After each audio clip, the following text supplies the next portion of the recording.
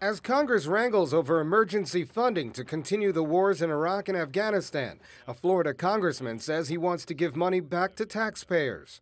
My view is that $549 billion is enough for these wars or any other wars the president plans to engage in. Democratic Representative Grayson of Florida has presented Bill H.R. 5353 to Congress, better known as the War is Making You Poor Act. Let's start with the fact that the administration has asked for $549 billion to basically keep the lights on at the Pentagon, and beyond that asked for another $159 billion for the wars.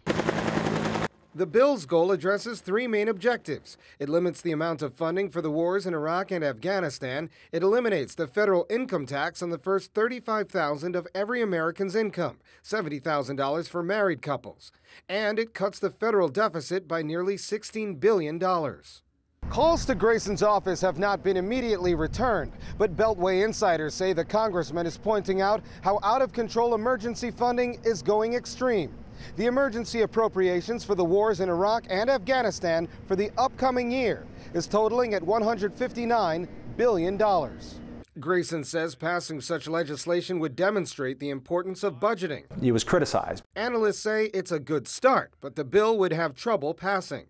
Defense spending is more than 60% of discretionary federal spending right now. It is 20% or more of the overall budget. You cannot be serious about cutting the size of government unless you're going to cut the size of defense spending. You just cannot. And critics of the war funding process say it's happening with very little accountability or vigilant budgeting practices.